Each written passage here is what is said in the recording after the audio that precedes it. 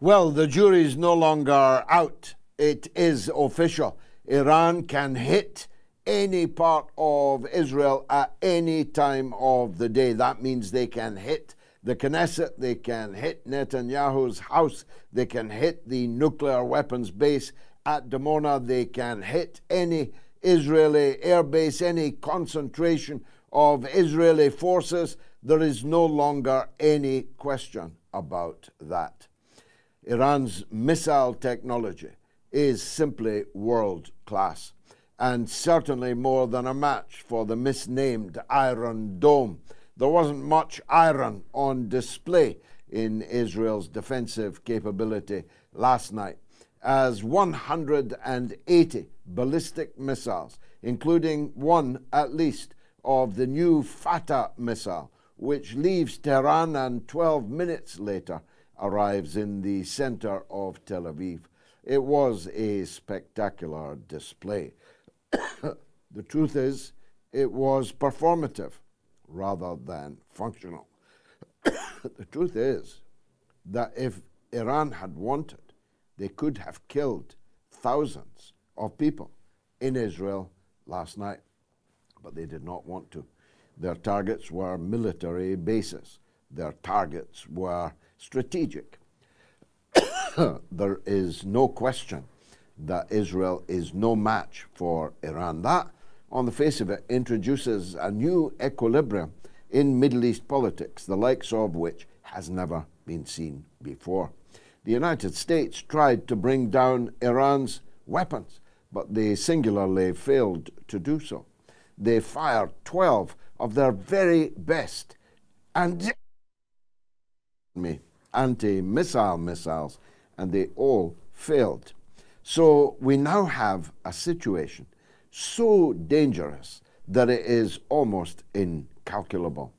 Because if Netanyahu attacks Iran, as most of you in our poll this evening think that he intends to do, then Iran is going to respond somewhere between 10 and 1,000 times stronger than they did last night, depending on which Iranian spokesman you are listening to. But even at the lower order, 10 times last night, in a way which is intended to damage the civilian infrastructure, in a way which is determined to make a strategic difference to the state of Israeli defenses, troop concentrations, for example, there'll be a very large number of casualties. And then, if Israel responds again, it's almost certain that we'll be in all-out war in the Middle East. It's a moot point whether we're in all-out war right now. After all, the Palestinians are being slaughtered in huge numbers. The Lebanese civilians are being slaughtered in huge numbers. And just like in Gaza, in Lebanon, 70% of the casualties so far have been women and children. But Hezbollah is turning out to be more than a match for the Israeli invaders too. One who thought that the cold-blooded murder of Hassan Nasrallah, the leader of Hezbollah, would lead to a collapse in morale or a collapse in fighting force on the part of the movement that he built over 32 years and designed and created effectively. Anyone who thought that there would be a collapse of morale, collapse in ability of their fighting forces now knows differently. Somewhere between 8 and 80 Israeli soldiers have been killed today in the first field, the first forest of the south of Lebanon. And almost all of them are young men. They're not quite the 18 of the famous Vietnam-era song, but they're no more than 22 or 23, and that includes the officers. A captain, a 23-year-old captain, was one of the first to fall. So the flower of Israeli manhood is now lying dead in the first field, in the first forest of the south of Lebanon. And the ability of the Israeli armed forces to properly penetrate the south of and conquer it and make any, I can already say on day one, is virtually. The truth is, Israel can only bomb people. Israel can only kill women and children. When it comes to man-to-man fighting on the territory of the country that they are invading, they are a complete fail. And I predicted this before it happened, and I don't think you need my predictions anymore. You won't see it on the mainstream television, but you will see it on social media. It is now undeniable that the Iranian attack last night was a stupendous success and has changed everything utterly, just as it is undeniable that the Israeli invasion of the Lebanon so far is a complete failure. What I'm more interested in is the performance of the Western governments. Now, the United States and the United Kingdom say they do not support an Israeli attack on Iran. Of course, they could be lying. It's quite likely that they are lying. But they could also be telling the truth, because they know that events may very well become uncontrollable thereafter. They do not want, I am sure, to be sucked into World War III over Israel and its determination to occupy a small piece of its neighbor south of the Litani River. That's not a casus belli that is worth it for them. So they may well be trying to stop Israel from responding, but the political forces on which Netanyahu depends will not accept anything less. So, what do these Western governments do? Well, Keir Starmer, claiming to speak for Britain, made a prime ministerial announcement last night saying we stand and will always stand for Israel, despite the fact that a rather large majority of public opinion in Great Britain doesn't like Israel very much at all. There's only 16% of the British people who define themselves as supporters of Israel. And for a Prime Minister already out on a limb on everything from his wife's lingerie to his designer glasses, donated by a homosexual Bangladeshi billionaire, but not declared by either of them, and there are multiple inquiries now going on inside the British Parliament on what you might call Pantygate, or what I first coined as Pantygate, are enough of a problem for Keir Starmer, but he is a glutton for punishment. Or perhaps he's compromised in some way, but he's dug down. He has doubled down on his support for Israel.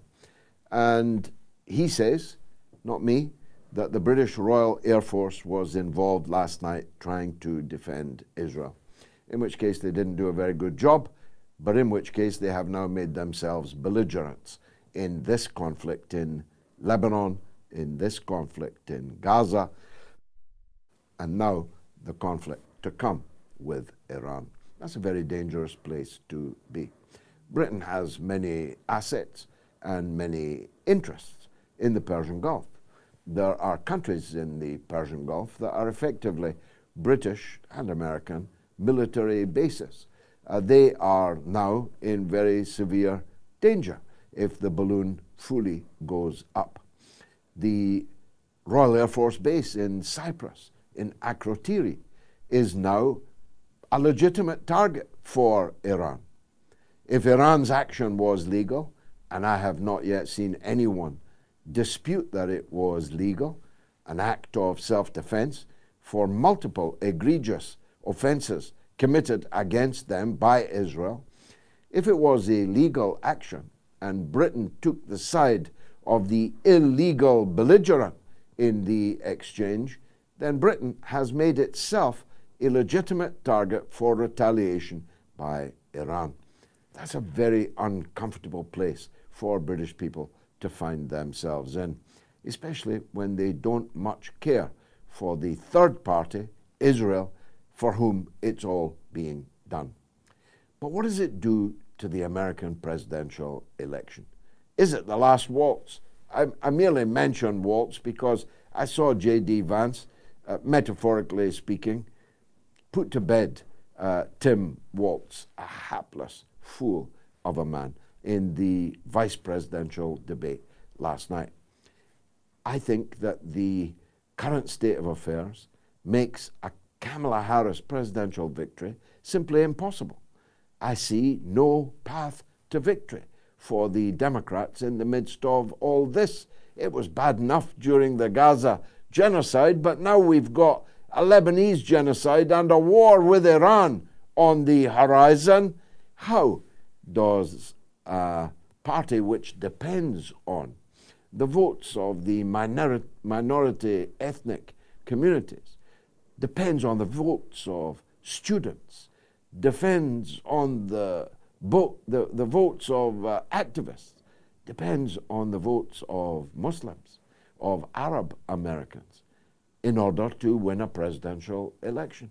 How can it now happen? I personally know 80,000 Lebanese Americans in the town of Dearborn alone. Do you think any of them are going to be voting for Kamala Harris? That's why I predicted earlier, it's a long shot, I'd put money on Jill Stein defeating Kamala Harris in the state of Michigan. But it isn't just Michigan. It's Michigan, it's Wisconsin, it's Pennsylvania. And no Democrat can win the presidency if they lose any, never mind all, of those three states. So it's President Donald Trump that's coming up, which some of you may be celebrating on the principle that even a stopped clock is right twice a day, and Donald Trump might be at least a stopped clock. For me, the reason I would prefer Trump rather than Harris is that Trump will end the Ukraine war in very short order. And thus one potential theatre of World War III will be closed down. But Donald Trump is just as likely to create World War III in the Persian Gulf. He's just as likely to do anything and everything for this 7 million people, a colonial settlement on the Mediterranean, many thousands of miles away. And nobody, except in the darkest terms, can properly analyze exactly why. Whatever happened to America first? Whatever happened to making America great again? Why has the United States, and the United Kingdom for that matter, so shackled themselves to a leader like Netanyahu, who's hated by at least half of the people in Israel, never mind the people of the world? Why have they done this? But done this, they have. And there's every possibility, therefore, that whilst we might not get World War III in Eastern Europe, we'll get it in the Eastern Mediterranean instead. We'll get it in the Persian Gulf instead. Well, look, there are multiple issues that are on the agenda tonight, and three brilliant guests. And my voice is going. So let me cut short my monologue for now and tell you that the irreplaceable, ubiquitous Professor Syed Mohammed Marandi, Chair of American Studies Department at the University of Tehran, is up right after this. Stay tuned.